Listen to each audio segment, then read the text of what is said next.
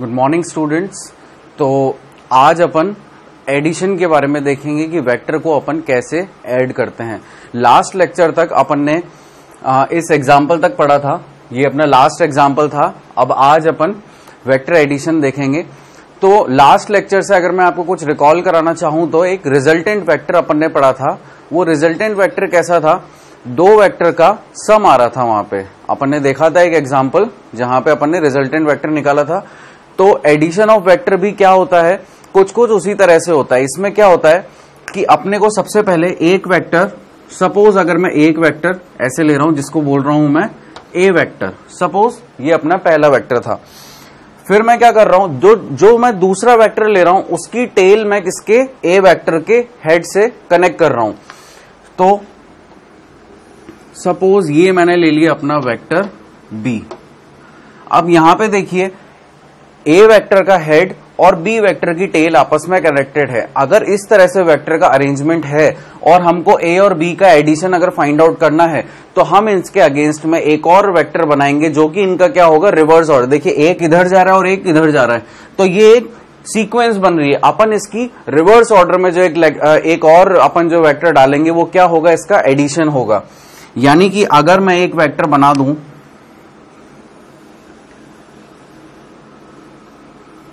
कुछ इस तरह से, इसको मैं आर वेक्टर अगर बोलूं तो ये जो आर वेक्टर होगा ये क्या होगा, ए वेक्टर और बी वेक्टर का सम होता है। रिजल्टेंट वेक्टर में अपन ने यही देखा था, ये जो आर वेक्टर है ये क्या है, रिजल्टेंट है ए और बी वेक्टर का, और इसका सम कितना होता है, ए प्लस बी, यानी कि ये वाला वेक्टर प्लस ये वाला वेक्टर।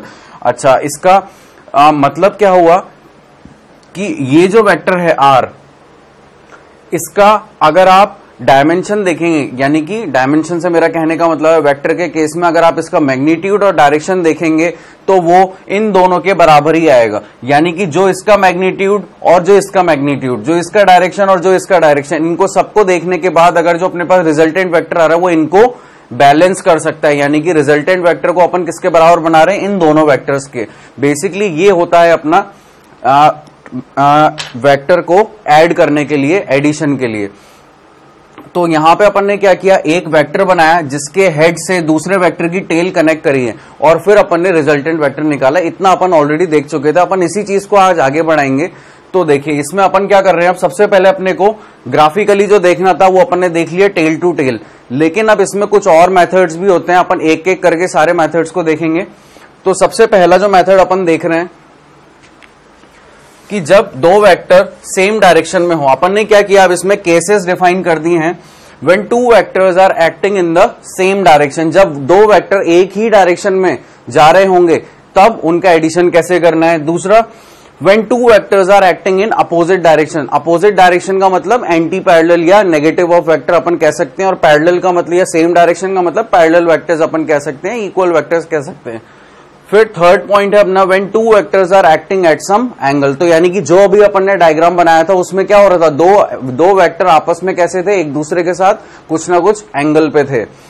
तो अब अपन सबसे पहला अपना लेके चलते हैं जब दो वेक्टर एक ही डायरेक्शन में हो। तो देखिए एक वेक्टर है ये एक्स वेक्टर, एक है अपना वाई वेक्टर। दोनों की डायरेक्शन कैसे हैं, एक तरफ है, यानी कि सेम डायरेक्शन है। तो अपन ऐसा कह सकते हैं X vector parallel to Y vector. लेकिन आप देखिए इसका मैग्नीट्यूड छोटा है और इसका मैग्नीट्यूड कैसा है, बड़ा है। तो रिजल्टेंट अपन इसका कैसे निकालेंगे, अपन इसके लिए क्या करते हैं, जो भी बड़ा वेक्टर होता है उसके अलोंग अपन क्या ले लेते हैं, रिजल्टेंट ले लेते हैं। जैसे कि यहां पे देखिए ये आपका एक्स वेक्टर था और ये आपका छोटा वाला वाई वेक्टर अपन ने यहां पे रख दिया। तो जो भी बड़ा वेक्टर था उसके अलोंग अपन ने क्या लिख दिया, रिजल्टेंट। और रिजल्टेंट क्या होता है, एडिशन ऑफ वेक्टर। अपन ने देखा था लास्ट लेक्चर में, तो इसलिए अपन ने क्या लिख लिया, R is equals to X plus Y, और R vector is equals to, यहां पे भी वेक्टर का साइन आएगा, ये इनका रिजल्टेंट है। तो अपना रिजल्टेंट कितना हो गया यहाँ पे, एक्स प्लस वाई। ये अपना एक पैटर्न था जब वेक्टर एक डायरेक्शन में हो, तो अपन उनको इस तरह से ऐड करेंगे। अब अगर वेक्टर्स अपोजिट डायरेक्शन में हो तो अपोजिट डायरेक्शन का मतलब एक वेक्टर तो जा रहा हो पॉजिटिव साइड पे और एक वेक्टर जा रहा हो नेगेटिव साइड पे, तो उस केस में अपन क्या करेंगे, देखिए एक वेक्टर है अपना y जो कि नेगेटिव, अपन ने साइन कन्वेंशन बनाए थे अपन ने लेफ्ट साइड को नेगेटिव मान लिया था, राइट साइड को अपन ने पॉजिटिव मान लिया था, तो y यहाँ पे क्या हो गया, नेगेटिव डायरेक्शन में जा रहा है और x क्या कर रहे हैं यहाँ पे, पॉजिटिव डायरेक्शन में जा रहा है। तो ऐसे वेक्टर्स का अपन क्या करेंगे, सेम वही वाला फंडा, जिसका मैग्नीट्यूड ज्यादा होगा उस डायरेक्शन में अपन क्या ले लेंगे, रिजल्टेंट ले लेंगे। तो यहाँ पे x का जो अपने को लग रहा है वो बड़ा मैग्नीट्यूड है, तो अपन ने यहाँ पे x को रखा, यहाँ पे y, तो अपन ने देखिए रिजल्टेंट किस डायरेक्शन में लिया है, उसी डायरेक्शन में जिसका मैग्नीट्यूड बड़ा है। मैग्नीट्यूड कैसे पता चलता है, लेंथ ऑफ द वेक्टर से उसका मैग्नीट्यूड पता चलता है। तो देखिए x की लेंथ बड़ी है, y की लेंथ थोड़ी सी छोटी है, तो अपना रिजल्टेंट इस डायरेक्शन में आ गया। तो अपन कैसे लिखेंगे, अगर अपन ने x को पॉजिटिव लिखा है, अगर अपन ने इस डायरेक्शन को पॉजिटिव माना है और इस डायरेक्शन को अपन ने नेगेटिव माना है, तो यहां पे अपना x है और यहां पे अपना y है, तो अपना रिजल्टेंट क्या हो जाएगा, x माइनस वाई। भाई अल्टीमेटली करना क्या है, अपने को ऐड करना है। रिजल्टेंट का मतलब क्या होता है, एडिशन ऑफ वेक्टर्स। तो अब यहां पे अपना x जो है ये तो पॉजिटिव में है और y जो है नेगेटिव में, तो मैं ऐसे भी लिख सकता हूं रिजल्टेंट को r is equals to X plus minus of Y. क्या ऐसा लिख सकता हूं मैं, बिल्कुल लिख सकता हूं। मैंने तो यहाँ पे एडिशन ही तो किया है, रिजल्टेंट का क्या किया है, x प्लस माइनस वाई किया है। अब ये जो माइनस जब ब्रैकेट ओपन होगा तब ये कैसे लिखाई में आ जाएगा, x vector minus y vector. तो यही चीज अपन ने यहाँ पे लिखी हुई है। तो सेम साइड और नेगेटिव साइड या अपोजिट साइड, इसमें क्या चीज अपने को समझने की है कि जिस डायरेक्शन में वेक्टर का मैग्नीट्यूड बड़ा होगा उस डायरेक्शन में अपन क्या ले लेंगे, रिजल्टेंट, और जो साइन है वो तो उनके अकॉर्डिंग वहां पे लग जाएंगे। अगर पॉजिटिव डायरेक्शन में तो पॉजिटिव, नेगेटिव में है तो नेगेटिव। कोई भी रॉकेट साइंस नहीं है, नॉर्मल सी बात करिए अभी तक अपन ने यहाँ पे। अब अपन देखते हैं इसके बाद अपना थर्ड पॉइंट। यहां पे अपन ने क्या बोला है कि दो वेक्टर्स कैसे होंगे, कुछ ना कुछ एंगल पे होंगे। तो देखिए अपन रख करके देखते हैं उन्हें कुछ ना कुछ एंगल्स पे। ये अपना एक एक्स वेक्टर है और ये अपना एक वाई वेक्टर है। देखिए दोनों के बीच में कुछ ना कुछ एंगल है। यहां पे आपको जो गैप दिख रहा है वो क्या है, दोनों के बीच में कुछ ना कुछ एंगल है। तो अपन क्या करते हैं, अपन जब भी अपने को एंगल फाइंड आउट करना होता है या तो अपन टेल से टेल मिला देते हैं या फिर हेड से हेड मिला देते हैं। तो अपन ने क्या किया, देखिए यहां पे इस वेक्टर को अपन ने पैरेलली शिफ्ट किया, लेकिन कैसे, अपन ने उसके हेड से टेल मिलाया। अपन ने ऐसा क्यों किया है, क्योंकि जब भी अपन रिजल्टेंट वेक्टर अपने को फाइंड आउट करना होता है तो अपन एक वेक्टर की दूसरे वेक्टर से हेड और टेल मिलाते हैं, ना कि टेल से टेल। टेल से टेल और हेड से हेड अपन कब मिलाएंगे, जब अपने को एंगल फाइंड आउट करना है। यहां पे अपने को रिजल्टेंट फाइंड आउट करना है, यानी कि दो वेक्टर का सम अपने को फाइंड आउट करना है। तो देखिए मैंने क्या किया, इस वेक्टर को यहां पे थोड़ा सा मैंने शिफ्ट कर दिया, y वेक्टर x वेक्टर, ये अपना x वेक्टर आ गया यहां पे, और ये जो y वेक्टर है इसको मैंने पैरेलली यहां पे शिफ्ट करके इधर ले आया। देखिए अगर मैं इसके ऊपर आपको ड्रॉ करके दिखाऊं तो ये आपका y वेक्टर को मैं इस तरह से शिफ्ट करके यहां पे ले आया। अच्छा अब ये यहां पे आके तो ये इसका हेड हो गया और ये इसकी टेल हो गई, ये इस तरह से आपस में कनेक्ट हो गए। अब इनका रिजल्टेंट कैसा होगा, मैंने क्या कहा था, रिजल्टेंट क्या होता है, इनके रिवर्स ऑर्डर में, ये इधर जा रहा है फिर ये इधर जा रहा है, तो इनका जो रिवर्स ऑर्डर होगा वो क्या होगा, इनका रिजल्टेंट होगा। तो देखिए मैंने एक लाइन इस तरह से ड्रॉ कर दी और वो क्या हो गया, इनका रिजल्टेंट। तो यहां पे अपन क्या लिख सकते हैं, r is equals to X plus Y. तो इस तरह से अपन एंगल्स के बीच का रिजल्टेंट फाइंड आउट करते हैं। तो यहां पे अपन क्या लिख सकते हैं, r represent the resultant of x and y both in magnitude and direction. So r resultant जो होता है आपका मैग्नीट्यूड और डायरेक्शन दोनों बताता है। तो इस तरह से अपन ने ये यहां पे मेंशन किया। आगे बढ़ते हैं, अब अपन मूव ऑन करते हैं। एडिशन के 3 लॉज हैं अपने पास, ट्रायंगल लॉ, पॉलीगॉन लॉ और पैरेललोग्राम लॉ। उसके बाद अपन एनालिटिकल मेथड भी देखेंगे, तो अपन एक एक करके चीजें लेते जाते हैं। पहले आप यहां तक की चीज नोट करिए, फिर अपन ट्रायंगल लॉ स्टार्ट करते हैं। तो आप लोगों ने यहां की 3 बेसिक चीजें नोट करी। अब अपन आते हैं अपने ट्रायंगल्स लॉ पे।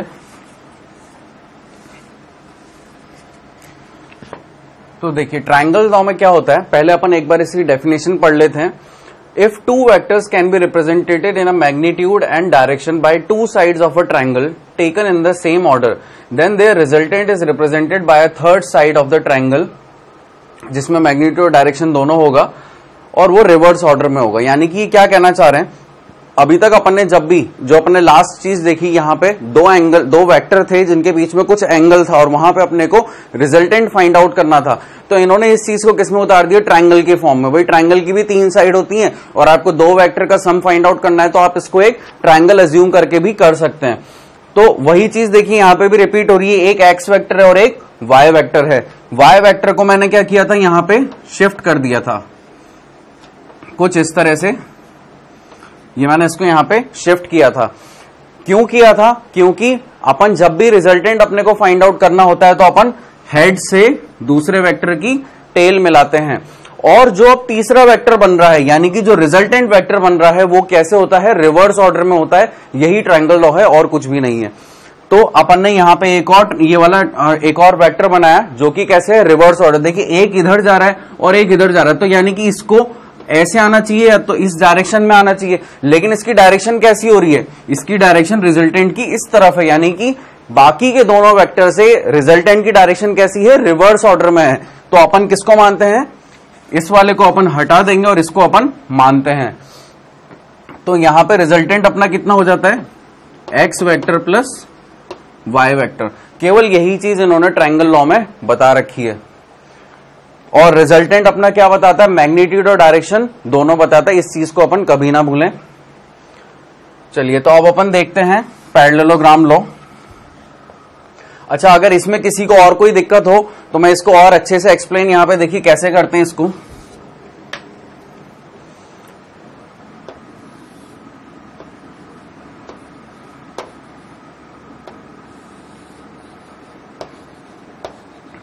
देखिए अभी तक मैंने आपको क्या बताया कि मैंने इस वाले को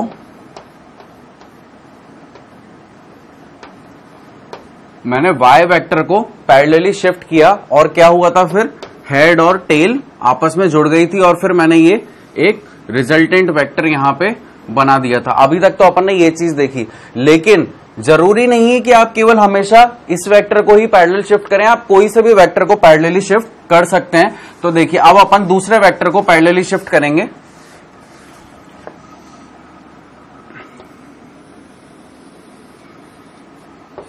ये आपका एक्स वेक्टर था।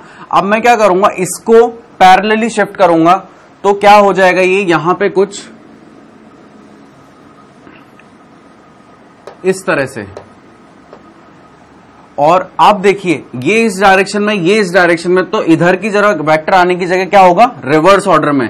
ये और ये ऐसे नहीं आएगा, इधर की तरफ रिवर्स ऑर्डर में हो जाएगा। तो यानी कि अब जो वेक्टर बनेगा वो कैसे बनेगा, ये कुछ इस तरह से बनेगा।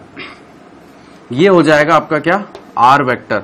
तो यहां पे गौर करने वाली बात क्या है, यहां पे मैंने इस वेक्टर को, एक्स वेक्टर को पैरेलली शिफ्ट किया, पहले मैं वाई वेक्टर को पैरेलली शिफ्ट कर रहा था। देखिए दोनों केस में रिजल्टेंट इधर ही बन रहा है। एक बार अपन दोबारा देखते हैं। ये मेरा वाई वेक्टर था और ये मेरा एक्स वेक्टर था। तो अपन क्या कर रहे थे, पहले वाई वेक्टर को शिफ्ट कर रहे थे। तो मैं दोबारा से वाई वेक्टर को शिफ्ट करता हूं इस पे। अब देखिए ये इधर है, ये इधर है, तो एक इधर आने की जगह क्या होगा, इधर जाएगा, रिवर्स ऑर्डर में जाएगा। तो अब मैं इसको रिवर्स ऑर्डर में बनाता हूं। ये आपका क्या हो जाएगा, रिजल्टेंट वेक्टर। ठीक है, यहां पे भी आपका क्या था, रिजल्टेंट वेक्टर। तो देखिए जब अपन ने एक्स को पैरेलली शिफ्ट किया तब भी रिजल्टेंट का डायरेक्शन इधर जा रहा था। जब अपन ने वाई को पैरेलली शिफ्ट किया तब भी रिजल्टेंट का डायरेक्शन किधर जा रहा है, इधर जा रहा है। तो इसमें वेक्टर्स के अगर अपने को रूल अपन बस फॉलो करें तो अपना आंसर हमेशा सही आएगा और रिजल्टेंट हमेशा वही आएगा जो आना चाहिए। तो ये अपना बेसिकली क्या होता है, ट्रायंगल्स लॉ, दो वेक्टर का एडिशन। अब अपन मूव ऑन करते हैं अपने पैरेललोग्राम लॉ पे। यहां पे भी आप लोग पहले देखिए, इसे डेफिनेशन पढ़िए इसकी, पैरेललोग्राम में क्या हो रहा है।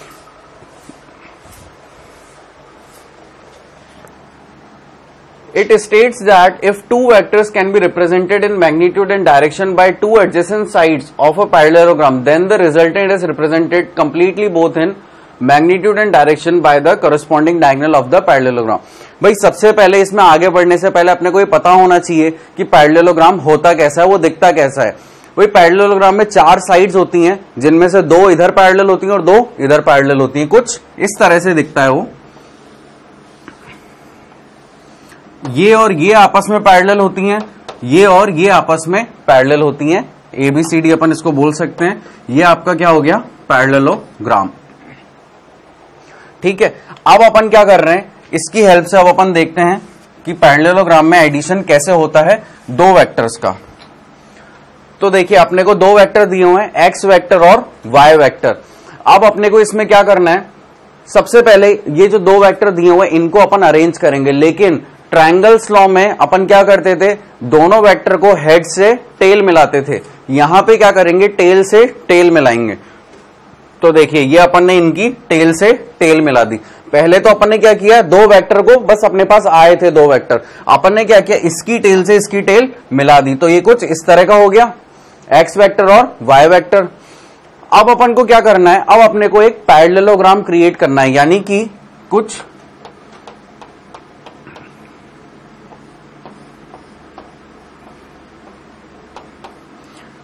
अब अपने को एक फेक पैरेललोग्राम अपने को बनाना है, एक नकली पैरेललोग्राम अपने को बनाना है इन 2 वेक्टर के सहारे। तो वो अपन ने कुछ इस तरह से बना दिया। अब ये क्या कहता है पैरेललोग्राम लॉ कि इस नकली पैरेललोग्राम के बिहाफ पे अगर आप एक ये डायगोनल कनेक्ट कर दोगे, ठीक है, ये जो आपने डायगोनल कनेक्ट करी ये क्या हो जाएगा, रिजल्टेंट हो जाएगा। यानी कि ये क्या हो जाएगा आपका x प्लस वाई वेक्टर। तो जब भी आप पैरेललोग्राम बनाएंगे और उसकी डायगोनल कनेक्ट करेंगे तो आप एक चीज नोटिस करेंगे कि एक डायगोनल तो बहुत बड़ी होगी और एक डायगोनल छोटी होगी। तो जो भी बड़ी वाली डायगोनल होगी वो क्या बताएगी, रिजल्टेंट ऑफ द 2 वेक्टर्स, यानी कि एडिशन ऑफ द 2 वेक्टर्स। तो वो इस तरह से बताता है। अब अपन इसको अपनी स्लाइड्स के बेसिस पे देखते हैं। अपन ने क्या किया, देखिए मैं ये वाली चीज रब करता हूं। तो स्टार्टिंग से देखते हैं अपन इसको। अपने पास 2 वेक्टर थे, उन 2 वेक्टर्स को अपन ने क्या किया, टेल से टेल कनेक्ट कर दिए। ये टेल से टेल वो यहां पे कनेक्ट हो गए। अपन ने फिर एक उसके ऊपर पैरेललोग्राम बनाने की कोशिश करी, एक नकली पैरेललोग्राम, जो कि कुछ इस तरह से दिखा अपने को। देखिए ये वेक्टर यहां तक है, ये वेक्टर यहां तक है। ये जो लाइन अपन ने बनाई है ये क्या है, पैरेललोग्राम अपन ने कंप्लीट किया है। फिर अपन ने क्या किया, एक डायगोनल बनाई और उसे अपन ने क्या बोल दिया, रिजल्टेंट। ये रिजल्टेंट क्या होता है आपका, X vector plus Y vector. यही चीज यहां पे लिखी हुई है, ये पैरेललोग्राम है। तो अब मैं अगर आपसे पूछूं कि दोनों में डिफरेंस क्या है, ट्रायंगल्स लॉ में और पैरेललोग्राम्स लॉ में। ट्रायंगल लॉ में भी अपन 2 वेक्टर का एडिशन कर रहे थे, पैरेललोग्राम में भी अपन 2 वेक्टर्स का एडिशन कर रहे हैं। फिर अंतर क्या है, अंतर ये है कि जब ट्रायंगल लॉ के अंदर अपन 2 वेक्टर का एडिशन कर रहे थे तो अपन हेड और टेल को मिला रहे थे। यहां पे पैरेललोग्राम के केस के अंदर अपन 2 टेल को आपस में मिला रहे हैं और हेड और टेल को नहीं मिला रहे। अब इसको भी मैं आपको एक एग्जांपल से समझाऊंगा ताकि आपको अच्छे से समझ में आए। पहले आप यहां तक की चीजें नोट कर लीजिए, फिर अपन एक एग्जांपल लेते हैं। तो अब अपन एक एग्जांपल लेते हैं।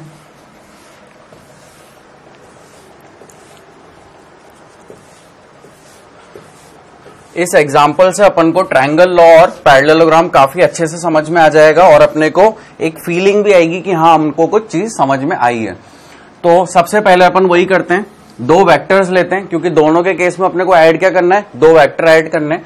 तो एक वेक्टर मैंने ले लिया एक्स वेक्टर, ये ले लिया मैंने वाई वेक्टर। अब केस 1 अपन लेते हैं बाय ट्रायंगल्स लॉ।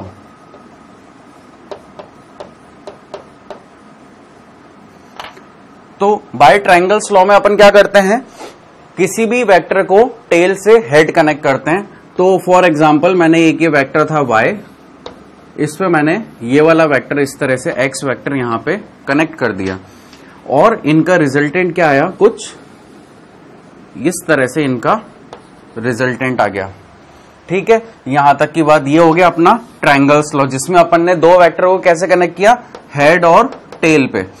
अब अपन क्या कर रहे हैं, यही 2 वेक्टर हैं, देखिए यही वाले 2 वेक्टर हैं, एक्स वेक्टर और ये आपका वाई वेक्टर, ठीक है, एज इट इज। आप इन्हीं की एक तरह से रेप्लिका यहां पे मान लीजिए, हो सकता है मैंने थोड़ा बड़ा बना दी, लेकिन आप इसको सेम मानिए, ठीक है।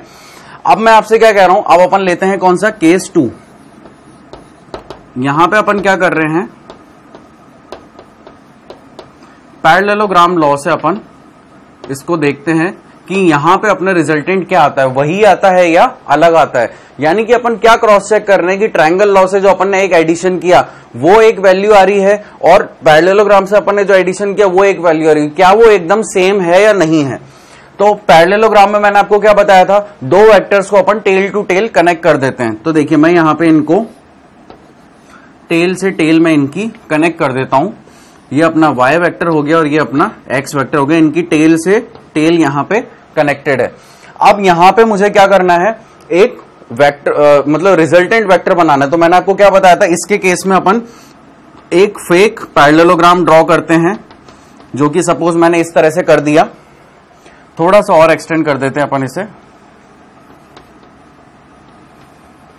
शायद अब ये पैरेललोग्राम लग रहा है अपने को पूरी तरह से। और इनकी जो डायगोनल होती है वो क्या होता है, अपना रिजल्टेंट होता है r। तो देखिए इसमें रिजल्टेंट आ रहा है इस डायरेक्शन में, क्या ट्रायंगल लॉ से भी रिजल्टेंट इसी डायरेक्शन में आ रहा है, दिख रहा है अपने को। ये ट्रायंगल लॉ में भी अपना जो रिजल्टेंट है इस डायरेक्शन में है, और पैरेललोग्राम में भी जो अपना रिजल्टेंट है वो इस डायरेक्शन में। यानी कि जो आप ट्रायंगल लॉ से करते हैं, अगर आप वही चीज पैरेललोग्राम से भी करें तो सेम आ रही है, लेकिन तरीका दोनों का सिर्फ इतना सा अंतर है कि ट्रायंगल्स लॉ में हेड से टेल मिलाते हैं और पैरेललोग्राम में टेल से टेल मिलाते हैं। दोनों ही केसेस आप यूज कर सकते हैं, जो भी आपको इजी लगे आप उससे सॉल्व कर सकते हैं, आंसर आपका हमेशा सेम आएगा। तो आई थिंक ये बहुत अच्छा एग्जाम्पल था आपको समझाने के लिए, और कुछ भी आप इसमें कर सकते हैं। अगर आपको ये यहां पे शिफ्ट करना है तो ये देखिए, इसको अपन ने यहां पे शिफ्ट कर दिया, वाई वेक्टर को यहां पे। लेकिन अब क्या हुआ, यहां पे देखिए ये क्या हो गया, हेड से टेल हो गया। तो अपन क्या करेंगे, इसको ऊपर बढ़ा देंगे, फिर से वही वाली सिचुएशन आ गई। तो आप कैसे भी करिए आपका आंसर हमेशा सेम आएगा।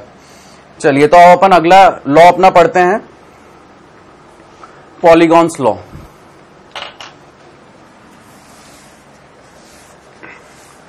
अब पॉलीगॉन्स लॉ क्यों आया, अच्छा एक और चीज नोटिस करने वाली बात है कि ट्रायंगल्स लॉ में और पैरेललोग्राम लॉ में हम केवल दो वेक्टर को ही ऐड कर सकते हैं, दो से ज्यादा वेक्टर को हम लोग सब्ट्रैक्ट या ऐड नहीं कर सकते हैं। इसीलिए पॉलीगॉन्स लॉ आया। पॉलीगॉन्स लॉ ने क्या बोला कि आप दो से ज्यादा वेक्टर को भी आपके मेरे पास लेकर के आओ, मैं उनको ऐड कर दूंगा। तो भाई ये ज्यादा अच्छा मेथड लगा अपन लोगों को कि दो से ज्यादा वेक्टर भी अपन अब ऐड कर सकते हैं। तो अब देखिए क्या हो रहा है, एक पॉइंट है, इसके ऊपर से बहुत सारे वेक्टर क्या कर रहे हैं, पास कर रहे हैं। एक W वेक्टर इधर जा रहा है, X वेक्टर इधर जा रहा है, Y Z इस तरह से। अब अपने को क्या करना है, इनका रिजल्टेंट अपने को फाइंड आउट करना है कि इनका रिजल्टेंट कितना होगा। आई थिंक आप लोगों ने ऑलरेडी देख लिया कि रिजल्टेंट ये होगा, लेकिन ये कैसे आया, x plus W plus Y plus Z, ये आएगा कैसे, इसको अपन कैसे लेकर के आएंगे, with the help of polygon. Polygon क्या होता है, यानी कि तीन या तीन से ज्यादा लाइनों का एडिशन।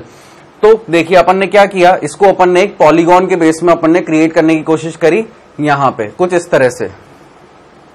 क्या आप लोग देख पाए यहां पे, फिर से देखिए एक बार अपन ने क्या किया, और कुछ लॉजिक लगाने की कोशिश कीजिए कि ये कैसे आया। मैं बार बार इस चीज को रिपीट कर रहा हूं, ये देखिए आप कैसे आ रहे हैं ये। तो अब देखिए z वेक्टर इस डायरेक्शन में था, तो अपन ने उसको पैरेलली शिफ्ट करके नीचे लेकर के और फिर यहां पे लाके सरका दिया। फिर देखिए y वेक्टर इस डायरेक्शन में था, तो थोड़ा सा आगे लेके गए और ऊपर सरका दिया, तो ये y वेक्टर अपनी। देखिए किसी भी वेक्टर का अपन मैग्नीट्यूड या डायरेक्शन चेंज नहीं कर रहे हैं। फिर देखिए W वेक्टर, तो उसको अपन ने क्या किया, थोड़ा सा पैरेलली शिफ्ट किया, y के ऊपर लगा दिया। फिर x वेक्टर इस डायरेक्शन में था, तो W के यहां पे लगा दिया। इस तरह से अपन ने एक पॉलीगॉन कंप्लीट करने की कोशिश करी, लेकिन हो नहीं पाया। अब अपने को क्या करना है, इसका एडिशन करना है। तो अब देखिए इसी चीज को मैंने यहां पे लिख लिया, यही वाला डायग्राम है जो अपन ने यहां पे देखा था, सेम यही डायग्राम अपन ने यहां पे लिया है। अब क्या करना है अपने को, इसमें ट्रायंगल लॉ लगाना है। क्यों लगाना है ट्रायंगल लॉ, यहाँ पे क्या अपन पैरेललोग्राम लॉ लगा सकते हैं। देखिए यहां पे क्या हो रहा है, head tail head tail head tail, जब भी हेड और टेल आ रहे हैं तो अपन किसके बारे में सोचेंगे? ट्रायंगल्स लॉ के बारे में। तो ट्रायंगल लॉ में क्या होता है कि जो थर्ड वेक्टर होता है वो किसमें होता है? रिवर्स ऑर्डर में होता है बाकी के दोनों वेक्टर से। तो एक वेक्टर इधर जा रहा है, एक वेक्टर इधर जा रहा है, तो तीसरा वेक्टर इधर आएगा या उधर जाएगा? उधर जाएगा। तो अपन क्या कैसे बना दिया इसको? कुछ इस तरह से। ठीक है, ये अपना वेक्टर हो गया। इसको मैं मिटा देता हूं यहां पे अपन की, क्योंकि एनिमेटेड लाइन आ गई है यहां पे। ये अपना वेक्टर हो गया। इसको मैंने नाम दे दिया क्या? R1 vector. तो ये R1 वेक्टर किसके बराबर होगा? Z वेक्टर और Y वेक्टर के। तो अपन ने यहां पे लिख दिया Z प्लस Y। क्या आप लोग देख पा रहे हैं? ये मैंने R1 vector is equals to Z vector plus Y vector लिख दिया। अब अपन क्या करना चाहते हैं? अब एक वेक्टर ये हो गया, एक वेक्टर ये हो गया, और एक वेक्टर अगर इधर से आ जाए इनका रिजल्टेंट, तो क्या ये भी ट्रायंगल बना देगा? बना देगा। तो अपन यहां पे भी देखें, एक वेक्टर इधर जा रहा है, एक वेक्टर इधर जा रहा है, तो इनका रिजल्टेंट इधर होगा या उधर होगा? ऊपर की तरफ होगा। तो एक और वेक्टर कैसे जाएगा? कुछ ऐसे जाएगा। और इस रिजल्टेंट को अपन क्या बोल सकते हैं? R2 vector. और ये किसका ऐड होगा? देखिए, अब ये वाला जो वेक्टर था ये इसका और इसका एडिशन है। यहां पे अपना वेक्टर क्या था? R1, और यहां पे क्या था? W। पहले अपन लिखते जाते हैं। अपन ने R1 कितना कैलकुलेट किया था? Z vector plus Y vector. और अपना R2 वेक्टर कितना हो जाएगा? ये हो जाएगा R1 प्लस W।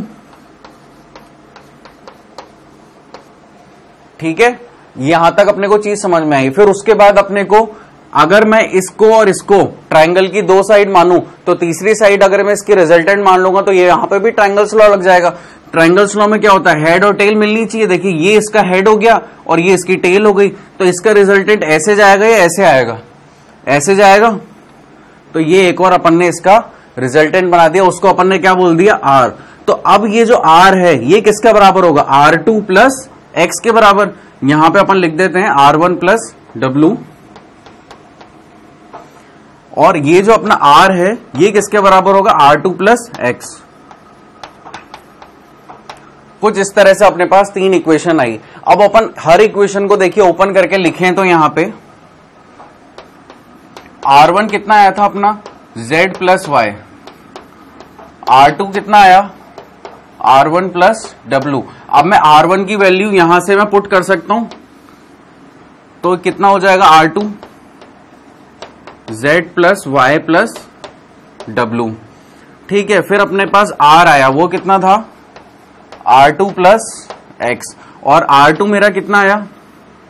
यहां पे देखिए R2 कितना आया अपने पास? R2 is equals to R1 plus W। और R1 कितना था? Z plus Y। या फिर आप ऊपर भी नहीं जाइए तो यहीं पे अपनी गाड़ी को मोड़ लीजिए, और यहां पे मैंने R2 की सारी वैल्यूज लिखी हुई हैं। तो कितना हो गया? X plus Y plus Z plus W। ये अपना क्या हो गया? रिजल्टेंट। तो अपन अब जब भी इस तरह से वेक्टर देखेंगे, जब भी अब अपने को दो से ज्यादा या तीन से ज्यादा वेक्टर अपने पास होंगे, तो अपन उसको किस तरह से कैलकुलेट करेंगे? पॉलीगॉन्स लॉ के थ्रू। अपन उसमें क्या लगाएंगे? Triangle law. यहां पे अगर आपको कोई भी चीज समझ में नहीं आई है तो आप बिल्कुल पूछ सकते हैं। यहां पे क्या किया अपन ने, एक बार मैं इसको दोबारा रिपीट कर देता हूं। अपने पास सबसे पहले ये डायग्राम जो था कुछ इस तरह से अपने पास ये डायग्राम था। यहां पे अपने को दिख रहा था कि एक वेक्टर इधर हेड से टेल जुड़ा हुआ है, ये भी हेड से टेल, ये भी हेड से टेल। अब अपने को इनका रिजल्टेंट फाइंड आउट करना था, यानी कि बेसिकली अपने को फाइंड आउट क्या करना था? ये फाइंड आउट करना था। केवल इस वेक्टर को फाइंड आउट करने के लिए अपन ने क्या किया? बीच में और वेक्टर्स बनाए। कौन सा वेक्टर? सबसे पहले अपन ने एक ये वेक्टर बनाया, उसके बाद फिर अपन ने एक ये रिजल्टेंट वेक्टर बनाया। तो ये अपन ने कैसे किया? With the help of triangles law. क्योंकि अपन ने देख लिया था हेड और टेल आपस में जुड़े हुए हैं, तो इनका जो थर्ड वेक्टर बनेगा वो अपोजिट डायरेक्शन में होगा या रिवर्स ऑर्डर में होगा और कुछ इस तरह से होगा। तो वो रिजल्टेंट वेक्टर कितना आएगा? This plus this. तो वो अपन ने यहां पे लिख लिया। अब ये एक वेक्टर हो गया, ये एक वेक्टर हो गया, इनका रिजल्टेंट ये होगा, तो यानी कि this plus this equal to resultant होना चाहिए था, तो वो अपन ने लिख दिया। फिर ये एक रिजल्टेंट वेक्टर है, तो this plus this equal to this vector होना चाहिए। तो अपन ने उनकी सारी इक्वेशंस यहां पे लिखी और फाइनली अपन ने अपना रिजल्टेंट वेक्टर फाइंड आउट कर लिया, जो कि कितना है? x plus Y plus Z plus W. ये अपना रिजल्टेंट वेक्टर आ गया पॉलीगॉन्स लॉ के लिए। तो आप यहां तक की चीजें नोट करिए, फिर अपन आगे की चीज देखते हैं। नोट किया आप लोगों ने यहां तक की चीजें। अब अपन पढ़ते हैं अपना एनालिटिकल मेथड। थोड़ी सी स्लाइड अपनी आगे तो नहीं चली गई, ठीक है।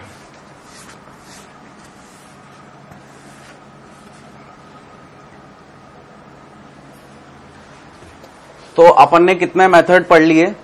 पॉलीगॉन लॉ, पैरेललोग्राम लॉ और ट्रायंगल्स लॉ।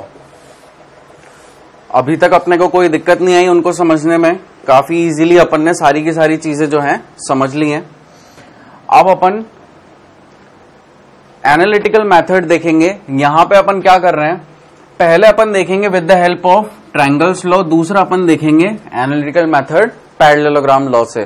तो क्या चीज थी ये, देखिए ब्रीफली अगर मैं आपको बताऊं, एक वेक्टर था ऐसे, एक वेक्टर था ऐसे। अकॉर्डिंग टू ट्रायंगल्स लॉ ये कैसा होना चाहिए था, इस तरह से ये होना चाहिए था, ठीक है।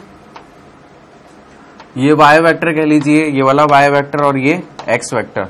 तो अपन ने इसको हेड और टेल इनके यहां पे मिलाए और अपन ने एक रिजल्टेंट डाला, ठीक है।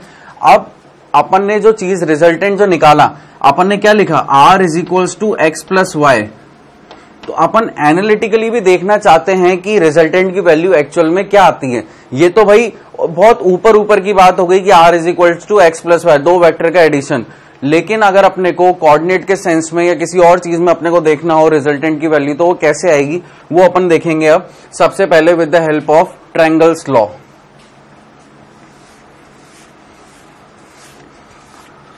देखिए यहां पे क्या दे रखा है, ये ए वेक्टर है या पी वेक्टर कह लीजिए, इसे पी वेक्टर है ये, और ये है आपका क्यू वेक्टर। देखिए हेड और टेल आपस में जुड़ी हुई हैं, ट्रायंगल्स लॉ फॉलो कर रहा है, और ये इसका क्या हो गया, रिजल्टेंट हो गया। अब अपन ने क्या किया, इतना डायग्राम तो अपने को पता ही है कि ऐसे होता है। अब अपन ने क्या किया, यहां से एक परपेंडिकुलर अपन ने ड्रॉप करी एन, सी एन जिसे अपन कह सकते हैं, सी एन परपेंडिकुलर अपन ने ड्रॉप करी किस पे, एक ओ ए लाइन पे। तो यहां पे इतना करने के बाद अब अपने को एक थोड़ा सा ज्योमेट्रिकली जाना पड़ेगा। तो देखिए अपन इसको कैसे सॉल्व करेंगे।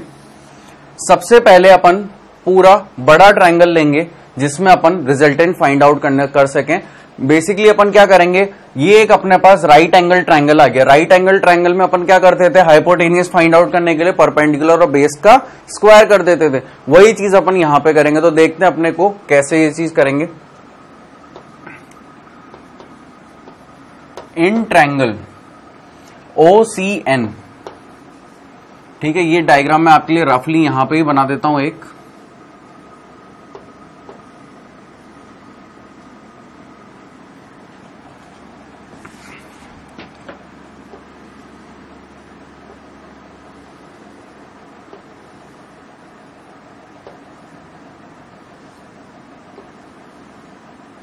यहां से अपन ने क्या किया, फिर एक परपेंडिकुलर ड्रॉप करी है, ये 90 डिग्री, इसको अपन ने नाम दिया N, इसको C, इसको O, ये एंगल है अपना बीटा, ये एंगल है अपना थीटा, ये A है, और ये P वेक्टर है और ये Q वेक्टर है, ठीक है। बार बार अगर आप वहां पे नहीं देख पाए तो एक रफ मैंने एक डायग्राम बना दिया है आपके लिए यहां पे, और ये जो वेक्टर है ये पूरा इससे मिला हुआ है, ये अपना रिजल्टेंट है, ठीक है। तो अब अपन ने क्या किया, सबसे पहले बड़ा ट्रायंगल लिया OCN, और उसके अंदर अपन ने क्या किया, पाइथागोरस अप्लाई करी। तो अपन ने क्या लिखा, OC square is equals to ON square plus CN square. Perpendicular square जो कि अपना CN हो गया, बेस का स्क्वायर यानी कि ON हो गया, और OC अपना क्या हो गया, एक हाइपोटेनियस हो गया। अब अपन क्या लिख सकते हैं इसको, देखिए ON को अपन क्या लिख सकते हैं, OP प्लस AN, क्योंकि इस तरह से ब्रेक हो रखा है। तो अपन ने क्या लिख दिया, OP प्लस OA, ये OA है तो OA प्लस AN, इसका whole square plus CN square. अब OC क्या है अपना, यहां पे ये R वेक्टर है, और OA क्या है अपना, ये P वेक्टर है। तो अपन ने इसको लिख दिया R इज इक्वल्स टू, यहां पे अपन लिख सकते हैं OA की जगह P प्लस AN, इसका होल स्क्वायर प्लस CN²। अब अपन रिजल्टेंट निकालने के बहुत करीब है, लेकिन अपने पास दुविधा क्या आ रही है कि अपने को AN और CN की वैल्यू नहीं पता है। तो अब अपन को AN और CN की अगर वैल्यूज कैलकुलेट करनी है तो अपने को पहले देखना पड़ेगा कि ये कहाँ पे लाए करते हैं डायग्राम में। तो आइए पहले अपन अपने एक्चुअल डायग्राम से देखते हैं। यहाँ पे देखिए अपने को क्या क्या फाइंड आउट करना है, AN और CN। तो ये देखिए ये लेंथ अपनी क्या हो गई, AN हो गई, और ये जो आ रही है लेंथ ये क्या हो गई अपनी, CN हो गई। तो ये अगर अपन छोटा सा एक ट्रायंगल ले ले, राइट एंगल ट्रायंगल, तो शायद अपना काम बन सकता है। तो अब देखते हैं अपन इसको कैसे करेंगे। अपन कौन सा ट्रायंगल ले रहे हैं, देखिए यहां पे भी अगर मैं दिखा दूं तो ये वाला ट्रायंगल ले रहे हैं अपन, ये इतना सा ट्रायंगल लेंगे अब अपन।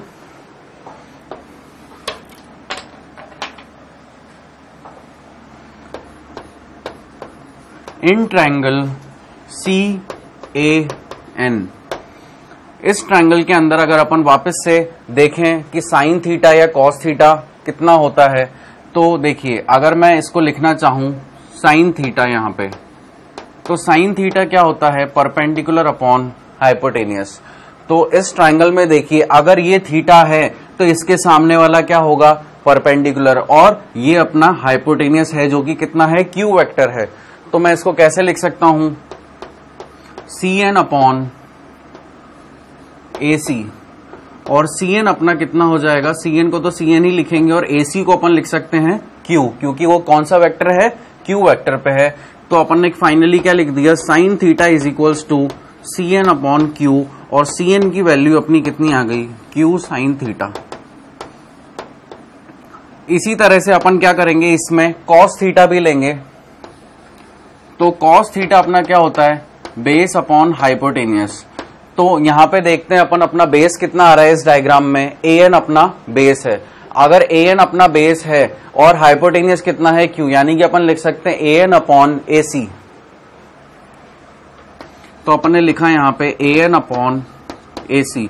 AN अपना अपने को फाइंड आउट करना है और AC अपना कितना है, Q, और ये किसके बराबर है, कॉस थीटा के। तो यहां से अपना AN कितना आ गया, Q कॉस थीटा।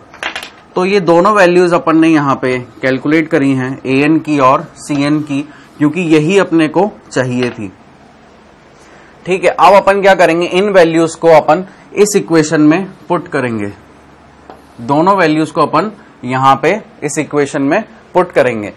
तो देखते हैं अपन इसको इस इक्वेशन में पुट करने से क्या आता है। मैं यहाँ पे ऊपर की चीजें थोड़ी सी रब कर देता हूं। आप लोगों ने नोट कर लिया होगा यहां तक का। तो देखिए अब अपन इसमें वैल्यू पुट करेंगे तो कितनी आती है, R is equals to P plus AN की जगह मैं क्या लिख सकता हूं, Q कॉस थीटा, इसका होल स्क्वायर, और CN की जगह मैं लिख सकता हूं Q साइन थीटा का होल स्क्वायर। कुछ इस तरह से अपनी इक्वेशन आई। फिर अपन क्या करेंगे, देखिए अब नॉर्मल इसको सॉल्व करना है अपने को। A प्लस बी का ये होल स्क्वायर बन रहा है। अपन ने बेसिक मैथ्स के लेक्चर में A प्लस बी का होल स्क्वायर का फॉर्मूला देखा था, कितना होता है वो, P square A square plus B square plus 2AB cos theta. तो प्लस 2AB कॉस थीटा नहीं आएगा, सो Q square cos square theta plus 2 into P into Q cos theta. ये हो गया। यहां पे ये जो प्लस होके आ रहा है वो कितना है, Q square sine square theta. अब देखिए अगर ये Q square cos square theta है और ये Q square sine square theta है, अगर मैं Q स्क्वायर कॉमन ले लूं तो ब्रैकेट में क्या बचेगा, sine square plus cos square theta, जिसकी वैल्यू कितनी होती है, 1। तो ठीक है, मैं डायरेक्टली नहीं लिख रहा हूं, आप लोग को दिक्कत आ जाए कभी तो एक एक स्टेप अपन यहां पे लिख रहे हैं।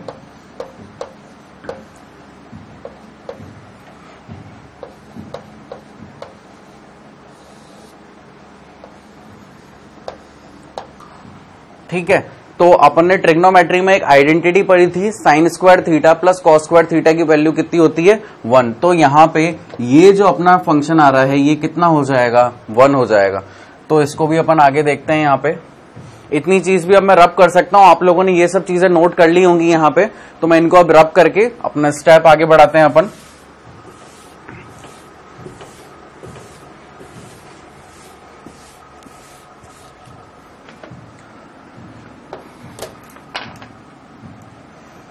तो अपनी इक्वेशन क्या हो जाएगी, r is equals to P square plus Q square, यहां पे 1 आ गया, प्लस 2pq कॉस थीटा। और ये अपना यहां पे r स्क्वायर चल रहा था, ठीक है, ये अपना r स्क्वायर की वैल्यू थी। तो r अपना कितना आ जाएगा, under root of P square plus Q square plus 2pq cos theta. ठीक है, ये अपना r स्क्वायर था। मैं आपको याद दिला दूं, यहां पे हो सकता है मेरे से लिखने से गलती हो गई है यहां पे। ये जो अपना अपन ने कौन सा ट्रायंगल लिया था, मैं फिर से यहां पे लिख देता हूं, इन ट्रायंगल, ये अपना O पॉइंट था, तो OCN अपन ने पूरा ट्रायंगल लिया था, जहां पे अपना OC square is equals to था अपना ON square plus CN square. इस तरह से अपन ने लिखा था। और ये जो OC स्क्वायर था, ये क्या था अपना R स्क्वायर, और इक्वल टू में जो भी वैल्यू आ रही थी वो थी। तो अपन यहाँ पे सब जगह स्क्वायर लगाना भूल रहे थे, टाइपिंग मिस्टेक हो रही थी अपने से, तो अपन ने वो यहाँ पे रेक्टिफाई करी। और अपना जो रिजल्टेंट आया, ये कितना आ गया अपना, ये एक फॉर्मूला होता है जिसको आप कभी ना भूलें, इसको याद कर लीजिए, R is equals to under root of P square plus Q square plus 2pq cos theta.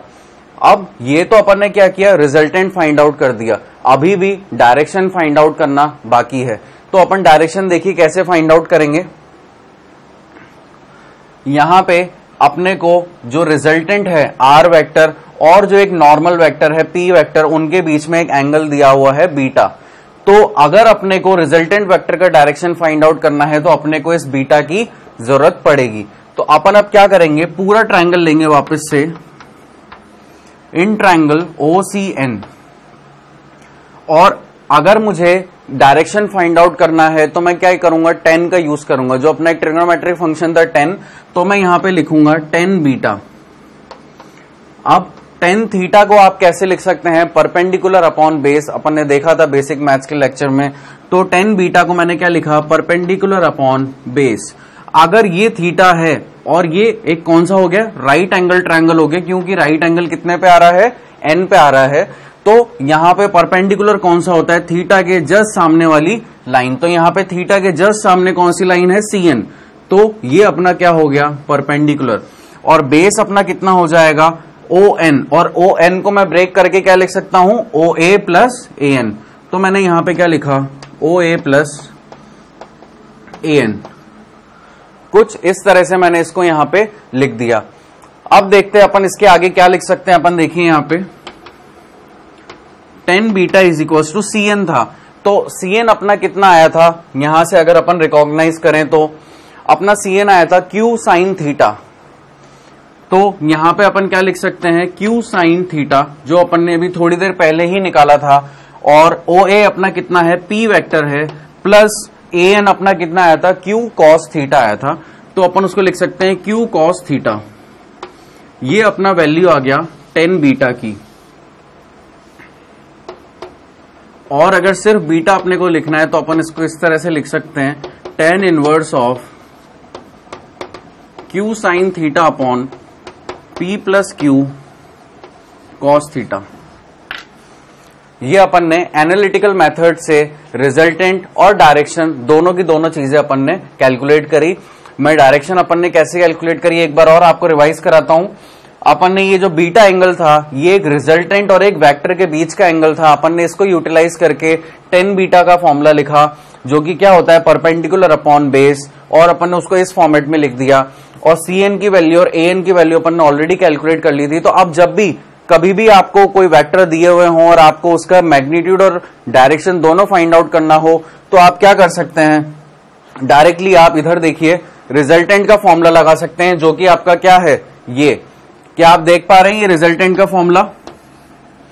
ये रिजल्टेंट के फॉर्मूले से आप डायरेक्टली इसमें वैल्यू पुट करके, अगर आपको ऐसा दे रखा हो, ये P वेक्टर हो और ये Q वेक्टर हो, तो ये क्या हो गया, टेल से टेल कनेक्टेड है, तो इनका रिजल्टेंट कैसा होगा, कुछ इस तरह से होगा। ये आर वेक्टर अपन इसका कह सकते हैं। तो ये आर वेक्टर कितना होगा, आप क्या करें, सपोज पी की वैल्यू आपको 10 दे रखी है, क्यू की वैल्यू आपको 20 दे रखी है, आप बस इस फॉर्मूले में ये वाली वैल्यू को पुट कर सकते हैं। और सपोज आपको एंगल भी दे रखा है कि ये एंगल इनका आपस में कितना है, 60 डिग्री, तो आप थीटा की जगह 60 डिग्री रख सकते हैं और अपना आंसर निकाल सकते हैं। तो ये आपको रिजल्टेंट ऑफ मैग्नीट्यूड आ जाएगा। अगर आपको डायरेक्शन फाइंड आउट करनी है इस वेक्टर की, तो आप क्या कर सकते हैं, सिंपल सा फॉर्मूला है अपना, जो भी आपको, जैसे यहाँ पे थीटा दे रखा हो तो आप इसको बीटा की जगह क्या कर देंगे, थीटा, और ये अपना कितना आ जाएगा, ये अगर मेरा p वेक्टर है और ये मेरा q वेक्टर है, तो जो अपन ने अभी कैलकुलेट किया था q sine theta upon p plus q sine q cos theta. ठीक है, तो यहां तक की चीजें आप देखिए, फिर अपन देखते हैं पैरेललोग्राम लॉ पे।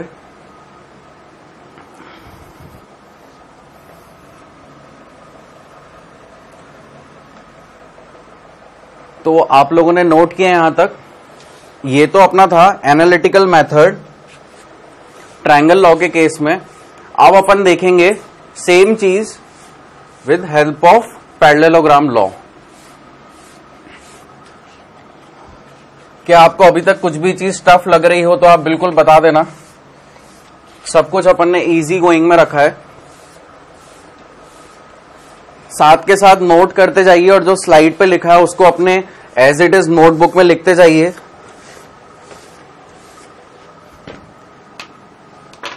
तो अब अपन देखते हैं अपना अगला एनालिटिकल ट्रीटमेंट किसके साथ, parallelogram law of vector addition. तो देखिए पैरेललोग्राम लॉ में क्या हुआ था, एक वेक्टर था P, एक वेक्टर था Q, दोनों के दोनों टेल से टेल कनेक्टेड थे और ये उनका रिजल्टेंट आ रहा था कुछ इस तरह से। और अपन ने ऊपर क्या किया था, एक पैरेललोग्राम कंप्लीट करने की कोशिश करी थी, तो वो अपन ने यहां पे कर दिया। और यहां पे अपन ने क्या किया, वही चीज अपन ने दोहराई है, क्या, एक परपेंडिकुलर अपन ने ड्रॉप किया है CN ON लाइन के ऊपर, देख सकते हैं आप, ये 90 डिग्री है ये, ठीक है। और बाकी की सेम चीज वो की वही है, कुछ भी चीज अलग नहीं है। यहाँ पे थीटा एंगल है, यहाँ पे रिजल्टेंट और वेक्टर के बीच में बीटा एंगल है, और दो वेक्टर के बीच का एंगल थीटा दे रखा है, सारी वो की वही चीज है। तो अगर यहां पे भी अपने को फाइंड आउट करना है कि रिजल्टेंट कितना आएगा, देखिए जब अपन ने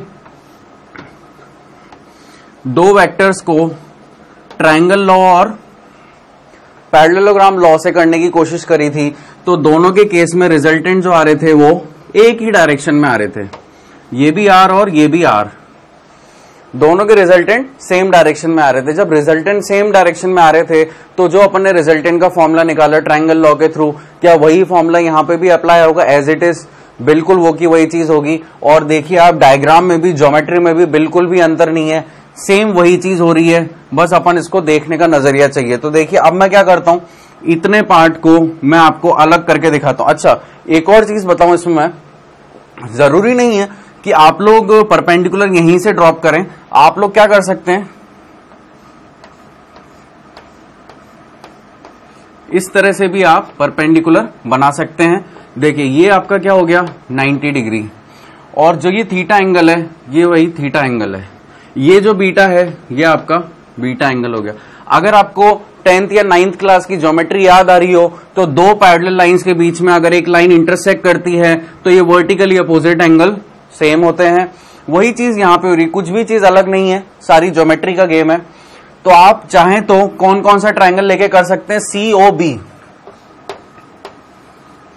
या तो आप ट्रायंगल COB लेकर के कर लीजिए, या फिर आप ट्रायंगल OCN लेके कर लीजिए, आपका आंसर सेम आएगा।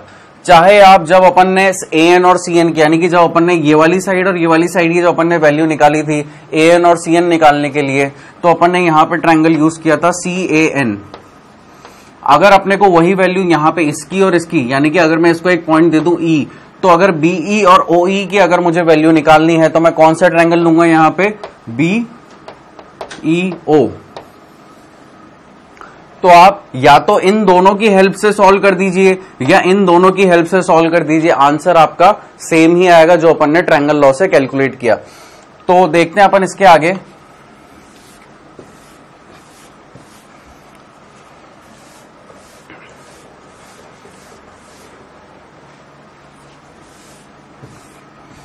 देखिए अब मैंने क्या किया, ये यहां पे ये जो डायग्राम था OCN ट्रायंगल मैंने यहां पे एज इट इज कॉपी कर दिया, और वही चीज यहां पे अपने को सेम प्रोसीजर रिपीट करना है।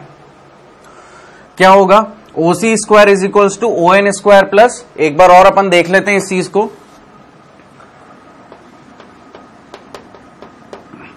AN स्क्वायर ON स्क्वायर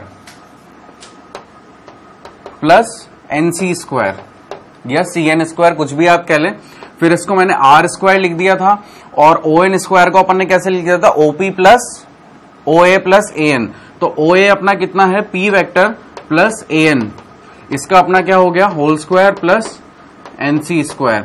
अब अपने को AN और NC चाहिए थे, तो अपन ने छोटा सा ट्रायंगल ले लिया था, ट्रायंगल CAN, और इस ट्रायंगल के अंदर अपन ने AN अपन ने कैलकुलेट किया था, कितना था वो, Q, देख लेते हैं अपन यहां से कितना आएगा, साइन थीटा देखते हैं एक बार कैलकुलेट करके। साइन थीटा हो जाएगा अपना कितना, परपेंडिकुलर अपॉन हाइपोटेनियस, तो परपेंडिकुलर यहां पे कितना हो गया अपना, CN अपॉन Q, तो CN अपना कितना आ गया, Q साइन थीटा, और AN अपना कितना आ जाएगा, अगर इसको मैं कॉस थीटा के बराबर मानूंगा तो Q कॉस थीटा। तो अपन यहां पे लिख सकते हैं ये अपना कितना आया था, Q कॉस थीटा। ठीक है, तो अपन ने फिर इसके बाद क्या किया था, अगले स्टेप में वैल्यूज पुट कर दी थी, R square is equals to P plus इसका होल स्क्वायर था plus Q square sine square theta. इसको अगर आप फर्दर सॉल्व करेंगे तो आपको क्या मिलेगा, P square plus Q square plus 2PQ cos theta, और R की वैल्यू आपके पास कितनी आएगी, under root of P square plus Q square plus 2PQ cos theta. और डायरेक्शन भी यहां पे कितना आएगा, जो आपने उधर निकाला था सेम डायरेक्शन आपका यहां पे आएगा, यानी कि Q sine theta upon P plus Q cos theta. यानी कि दोनों में कोई अंतर नहीं है, अपन ने हर तरह से चेक किया, एनालिटिकल भी, ज्योमेट्रिकली भी, ग्राफिकली भी, हर तरह से अपन ने देखा, तो दोनों में कोई अंतर नहीं है। सिर्फ इतना सा अंतर है कि ट्रायंगल लॉ में जो दो वेक्टर ऐड होते हैं या जो उनको जमाया जाता है पैटर्न में, वो हेड टू टेल या टेल टू हेड होता है, और पैरेललोग्राम के केस में टेल टू टेल वो कनेक्टेड होते हैं। तो अब अपन देखते हैं आगे कुछ स्पेशल केसेस जो कि अपन अभी तक नहीं देखे हैं। अब देखते हैं अपन स्पेशल केसेस। तो केस 1 अपन ने लिया है, when the given vector act in the same direction, यानी कि सेम डायरेक्शन का मतलब है एक वेक्टर अगर ऐसे है तो दूसरा वेक्टर भी इसी डायरेक्शन में, अगर मैं इसको y वेक्टर बोलूं और इसको x वेक्टर बोलूं, तो जो वेक्टर सेम डायरेक्शन में होते हैं वो पैरेलल भी कह सकते हैं, क्योंकि अपन इनको पैरेलली शिफ्ट कर सकते हैं, तो ये पैरेलल भी हो सकते हैं। तो पैरेलल वेक्टर के बीच का एंगल कितना होता है, 0, ये वाली बात अपने को पता थी। तो इनके रिजल्टेंट के लिए अपन इसकी वैल्यू चेक करते हैं। ये फॉर्मूला होता है अपने पास P square plus Q square plus 2PQ cos theta. अब अगर अपने को पहले से ही पता है कि थीटा अगर 0 है तो कॉस थीटा यानी कि कॉस 0 डिग्री, कॉस 0 डिग्री कितना होता है, 1 होता है। तो यहां पे क्या आ जाएगा, P प्लस Q का होल स्क्वायर। देखिए ये अगर 1 हो जाएगा तो P square plus Q square plus 2PQ यानी कि A square plus B square plus 2AB यानी कि A प्लस B का होल स्क्वायर। तो मैं क्या लिख सकता हूं इसको, R is equal to under root of P plus Q का होल स्क्वायर। इसको अपन कैसे लिख सकते हैं, P प्लस Q। और बिल्कुल आप ना हर जगह पे वेक्टर लगाइए, अपन सॉल्व करते टाइम वेक्टर लगाना भूल रहे हैं, लेकिन अपने को हर बार वेक्टर यहाँ पे मेंशन करना है। यहाँ पे भी जितनी भी चीजें अभी तक अपन ने कैलकुलेट करी है सब में क्या आएगा, वेक्टर आएगा। ठीक है, ये यहाँ पे वेक्टर है, इधर भी अगर अपन ने कोई चीज पे मिस किया है तो वेक्टर सब पे लगेगा। ठीक है, तो ये अपन ने क्या किया, केस 1 को अपन ने कैलकुलेट किया जब थीटा कितना था, 0। सो थीटा इक्वल टू 0 पे R कितना आया अपने पास, P vector plus Q vector, इनको अपन ने मॉड में बंद कर दिए। यहां पे देखिए अपना क्या आया था answer, under root of p plus Q का होल स्क्वायर। तो अंडर रूट हटेगा तो क्या हो जाएगा, p प्लस क्यू बचेगा अपने पास, उसको अपन इस तरह से मॉड में लिख सकते हैं आर वेक्टर को। फिर देखते हैं केस 2। अब थीटा अगर 180 हो जाए तो कॉस 180 कितना होता है, कॉस 180 होता है -1। अपन ने देखा था ट्रिग्नोमेट्री में कि हर डिग्री पे अपन वैल्यू कैसे निकालते हैं, तो ये वाली चीज भी आप देखिएगा कि कॉस 180, देखिए चलिए वैल्यू भी मैं आपको बताता हूं निकाल करके। कॉस 180 को अपन कैसे लिख सकते हैं, कॉस 90 प्लस थीटा के फॉर्म में, यानी कि cos of π/2 plus 90 degree. Cos 180 की वैल्यू कितनी होती है अपनी, -1। उसको अपन कैसे चेक कर सकते हैं, देखिए ये π/2 की जगह यहां पे क्या लिखेंगे, 3π/2 -90, यानी कि अपन देखिए क्या कर रहे हैं, थर्ड, ये अपना कितना है 180, तो अपन इस थर्ड क्वाड्रेंट से सेकंड क्वाड्रेंट की तरफ आ रहे हैं। तो 3π/2 -90 मीन्स कॉस ऑफ 270 -90 डिग्री, वो भी कितना होगा अपना 180। तो 270 कैसा है अपना, ऑड पीरियड है, तो ऑड पीरियड है तो कॉस का तो क्या हो जाएगा अपना साइन, तो साइन 90 लिख सकते हैं। लेकिन क्या उस क्वाड्रेंट में ये जो कॉस या साइन है ये पॉजिटिव है, बिल्कुल नहीं, ये वहां पे क्या है नेगेटिव है। तो साइन 90 की वैल्यू कितनी होती है 1, और ये कितना आ गया अपने पास -1। तो इस तरह से अपन ने -1 यहां पे कैलकुलेट किया। तो अब देखिए P square plus cos square plus 2pq cos theta की, यानी कि कॉस 180 की जगह अब क्या आ जाएगा, -1 आ जाएगा। तो P square plus Q square, यहां पे फिर क्या हो जाएगा, -1 यहां आएगा तो ये साइन चेंज होके माइनस का हो जाएगा, और अल्टीमेटली अपन यहां पे भी साइन अपने को चेंज करने पड़ेंगे। देखिए अभी क्या हो रहा है, a square plus B square -2ab, ये तो कैंसिल आउट हो गया, तो a माइनस बी का होल स्क्वायर बन गया। तो अपन क्या लिख सकते हैं, p माइनस ऑफ q का होल स्क्वायर, जिसको अपन क्या लिख सकते हैं, p माइनस क्यू मॉड में। तो यहां का जो रिजल्टेंट आया अपने पास वो कितना आया, p माइनस क्यू। अगला देखते हैं अपन, अगर अब थीटा 90 डिग्री हो जाए तो क्या होगा। तो अब अपन क्या करेंगे, यहां पे थीटा की जगह 90 पुट करेंगे, तो कॉस ऑफ 90 कितना होता है 0। अगर कॉस 90 0 होता है तो ये पूरी की पूरी टर्म कैसी हो जाएगी 0, क्योंकि पी क्यू भी इससे मल्टीप्लाई हो रखा है। तो अपने पास बचा क्या, केवल under root of P square plus Q square. तो अपने पास यहां पे क्या बचता है, R is equals to under root of P square plus Q square. ठीक है, तो अपना इसका वेक्टर का आंसर कितना हो गया, R is equals to under root of P square plus Q square. अच्छा, इस केस में अपन डायरेक्शन भी फाइंड आउट कर सकते हैं। तो देखिए डायरेक्शन अपन यहीं पर मैं लिख देता हूं, डायरेक्शन आपका फॉर्मूला क्या होता है, tan beta is equals to Q sine theta upon Q of P plus Q of cos theta, ये अपना फॉर्मूला होता है। अच्छा, ये चीज मैंने इन दोनों केसेस के लिए अप्लाई क्यों नहीं करी, क्योंकि देखिए यहां पे क्या था थीटा 0, तो साइन ऑफ 0 क्या होता है, यानी कि क्या हो गया यहां पे साइन ऑफ 0 0, ठीक है।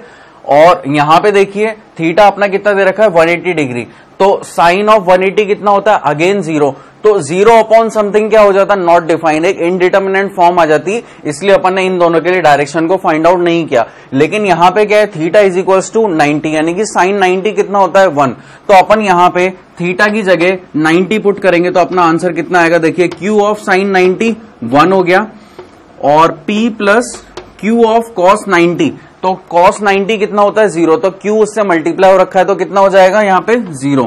तो अपना आंसर कितना आ गया, q upon p, tan of beta कितना आ गया अपना ये, या बीटा की जगह अब तो थीटा लगाएंगे क्योंकि यहाँ पे अपना थीटा के सेंस में है, तो theta is equals to tan inverse q upon p अपना क्या हो गया, इसका डायरेक्शन हो गया।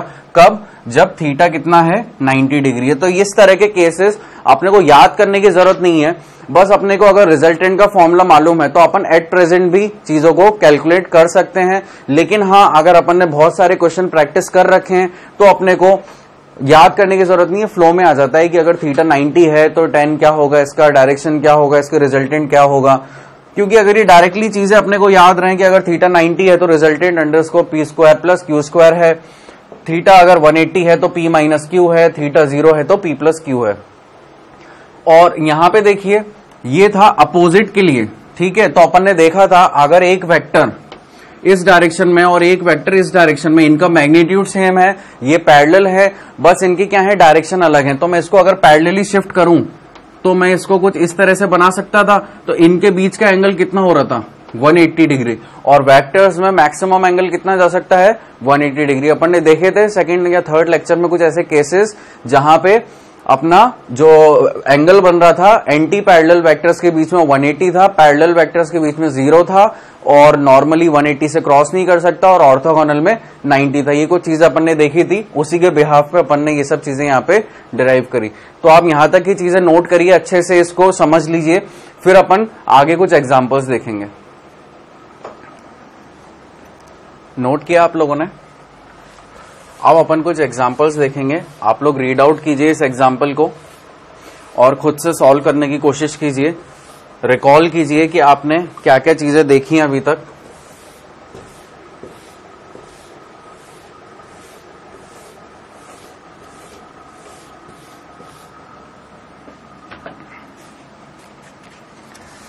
तो क्या लिखा हुआ है इस एग्जाम्पल में, दो फोर्स अपने को दे रखे हैं 10 न्यूटन और 15 Newton, are acting at a point at an angle 45 degree with each other.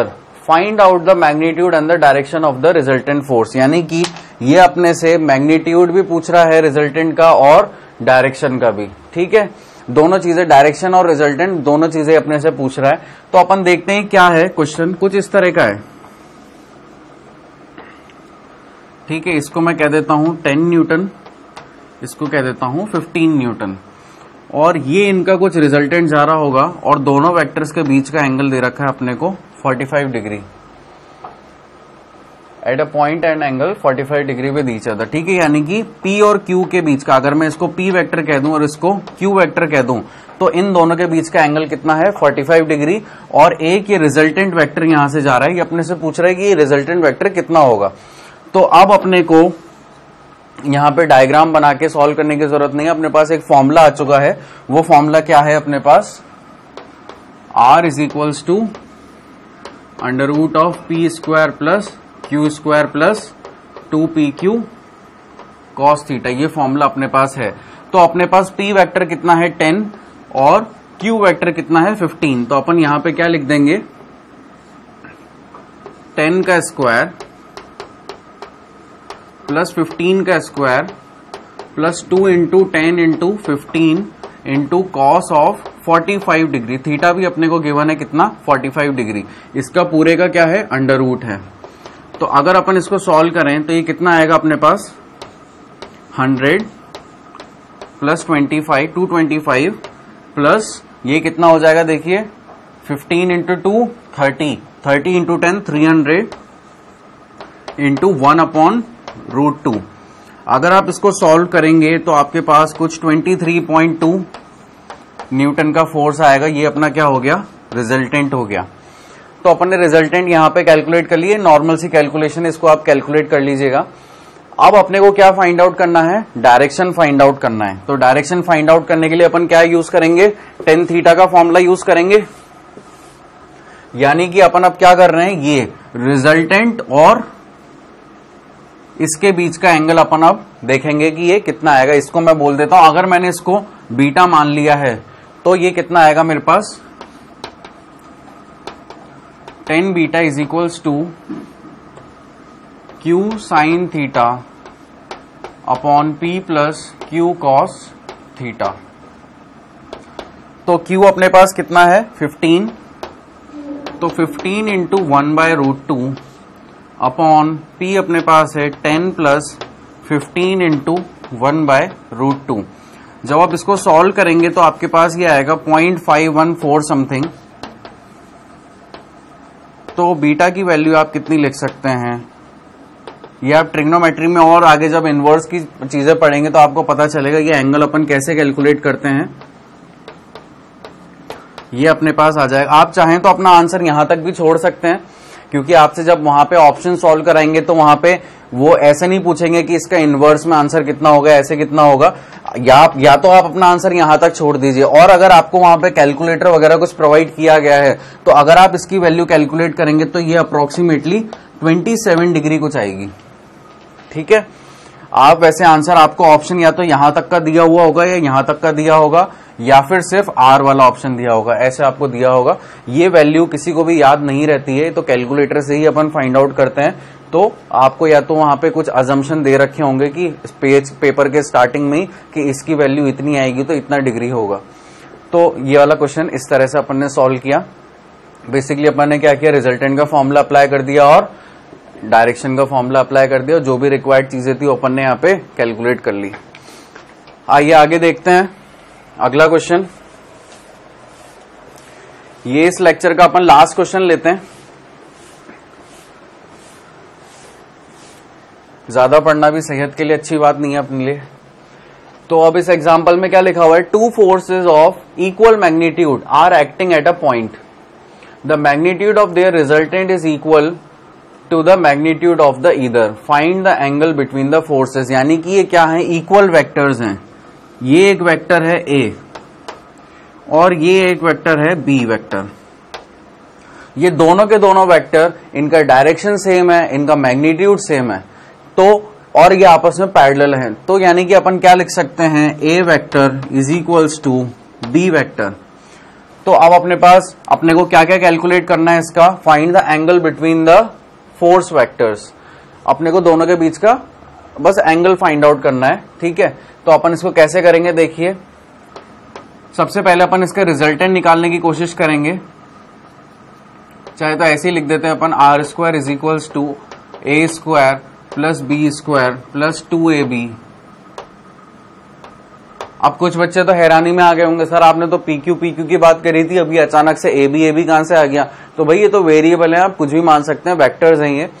तो मैंने पी की जगह क्या ले लिया, ए, और क्यू की जगह क्या ले लिया, बी। ठीक है, अब अपने को पता है कि ए वेक्टर जो है, ये सब पे यार वेक्टर लगाना मत भूलिए ना आप, है ना।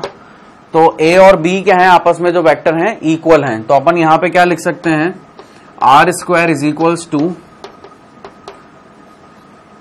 ए square plus 2a into A भी क्या हो जाएगा, ए स्क्वायर, और यहां पे क्या आ जाएगा अपना कॉस थीटा। और ये भी देखो अपने को पता है, क्यों, क्योंकि अपने को दोनों वेक्टर पता है। तो अगर अपने को दो वेक्टर पता है तो क्या होगा, A I cap plus B J cap, कुछ इस तरह से होगा।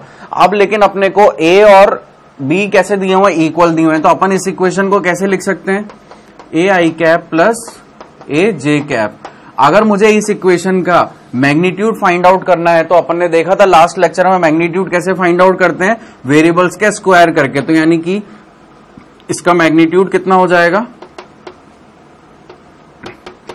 Under root of A square plus A square. ठीक है, अगर X I cap plus Y J cap आपको दे रखा होता है तो इसमें आप क्या करते थे, under root of X square plus Y square, वो उसका मैग्नीट्यूड हुआ करता था। तो यहां पे इसका मैग्नीट्यूड ये निकल के कितना आ जाएगा, या इसको आप ऐसे लिख दीजिए, यहां पे ये आर के बराबर ही है, आपके जो कैपिटल आर है, तो ये अंडर रूट अगर आप यहां से हटाएंगे तो इसके ऊपर स्क्वायर आ जाएगा। तो आर स्क्वायर की वैल्यू कितनी आ गई, आर स्क्वायर की, तो आर था आपका, आर स्क्वायर की वैल्यू आ जाएगी आपके पास 2a स्क्वायर। ठीक है, तो अपन यहां पे आर स्क्वायर की जगह क्या लिख देते हैं, 2a स्क्वायर।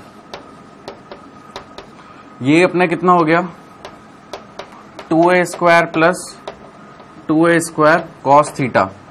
यहां से अगर मैं 2a स्क्वायर कॉमन ले लूं तो अपने पास क्या बचेगा, 1 प्लस कॉस थीटा।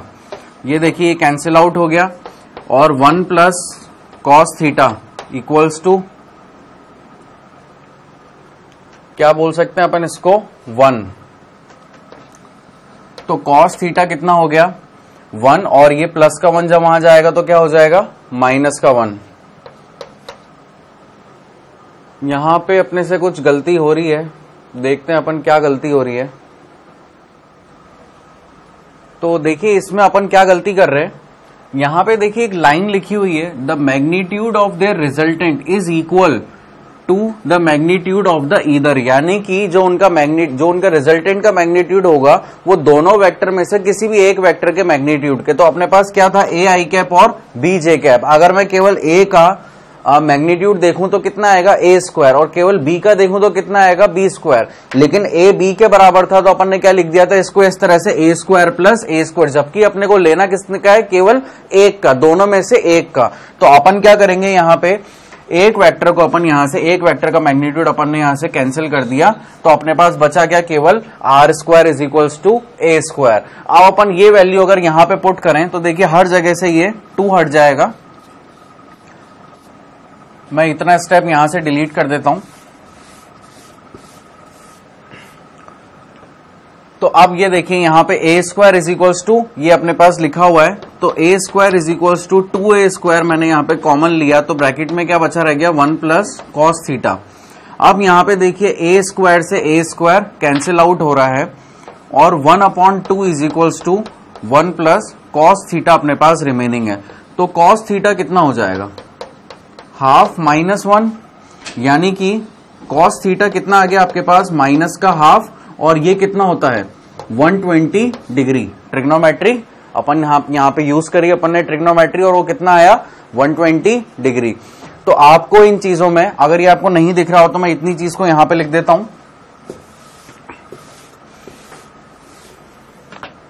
ये देखिए ये अपने लास्ट स्टेप लिखा था cos theta is equals to half minus 1, तो कॉस थीटा कितना आ गया अपने पास, माइनस का हाफ, और ये कितने के बराबर होता है 60 तो हाफ होता है, ठीक है, हाफ 60 डिग्री होता है, और ये टेबल रिपीट होती है पीरियड, टाइम ऑफ पीरियड पे, तो ये कितना हो जाएगा 120 डिग्री। 120 डिग्री पे कितना होता है, माइनस हाफ। तो यहां तक अपन ने ये चीजें करी, वाले एग्जांपल्स देखे कुछ, और अपन ने आज एडिशन लॉ देख लिया वेक्टर्स का।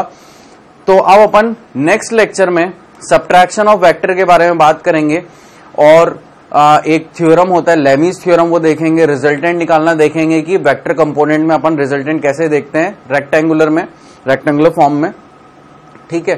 तो एक बार मैं समराइज करता हूं आपको आज तक का लेक्चर जो भी अपन ने पढ़ा। तो देखिए अपन ने सबसे पहले क्या देखा, रिजल्टेंट वेक्टर अपन ने लास्ट लेक्चर में जो देखा था अपन ने उसी को आज आगे कैरी फॉरवर्ड किया। और दो वेक्टर को अगर अपने को जोड़ना था तो अपन ने कौन कौन से लॉ का सहारा लिया, एक तो पैरेललोग्राम लॉ का और एक ट्रायंगल्स लॉ का। दोनों के अंदर डिफरेंस क्या था, सारी चीजें सेम थी, केवल एक मोटा डिफरेंस था, वो क्या था कि ट्रायंगल्स लॉ के अंदर टेल और हेड आपस में जुड़े हुए होते हैं, मतलब एक के पीछे एक होते हैं, हेड और टेल रहता है। और पैरेललोग्राम लॉ में क्या होता है, टेल टू टेल कनेक्टेड होते हैं, ठीक है। और उसके ऊपर अपन ने एनालिटिकल मेथड से दोनों की चीजें, मतलब अपन ने एग्जांपल देखा था, लाइव एग्जांपल, जिसमें अपन ने देखा था कि चाहे कोई सा भी लॉ फॉलो कर लो, रिजल्टेंट तो जिस डायरेक्शन में आ रहा है उसी डायरेक्शन में रहेगा। फिर अपन ने देखा कौन सा लॉ, पॉलीगॉन्स लॉ। जब अपन दो वेक्टर से ज्यादा अपने को ऐड करना हो तब अपन ने एक नया लॉ देखा, कौन सा, पॉलीगॉन लॉ। पॉलीगॉन लॉ के अंदर अपन ने 4 वेक्टर्स को ऐड करके लिखा था, r is equals to X plus Y plus Z plus W. तो अब उसके बाद फिर अपन ने क्या देखा, कुछ अपन ने एनालिटिकल मेथड से रिजल्टेंट अपन ने निकाला, जो कि कितना है अपना under root of P square plus Q square plus 2pq cos theta. वहां पे अपन ने स्पेशल केसेस देखे, जब दो लाइंस पैरेलल हैं तो उनके बीच का एंगल कितना है, 0 डिग्री, तो अपन ने 0 डिग्री पे रिजल्टेंट देखा। फिर अपन ने 180 डिग्री पे रिजल्टेंट देखा। सिमिलरली अपन ने 90 डिग्री पे रिजल्टेंट देखा, और 90 डिग्री पे अपन ने डायरेक्शन भी देखा, क्योंकि जो थीटा वैल्यू आ रही थी 0 और 180 पे, मतलब डायरेक्शन के सेंस में, तो वो बाकी और में इनडिटर्मिनेंट फॉर्म बन रही थी, नॉट डिफाइंड फॉर्म बन रही थी। तो अपन ने 0 डिग्री और 180 पे नहीं कैलकुलेट करके 90 डिग्री पे अपन ने डायरेक्शन की वैल्यू निकाली थी। फिर अपन ने आगे देखे कुछ एग्जाम्पल्स, उन एग्जाम्पल्स के बेसिस पे अपन ने ये देखा कि भाई जो भी अपन ने आज पढ़ा था इस लेक्चर में वो अपने लिए कितना फ्रूटफुल था।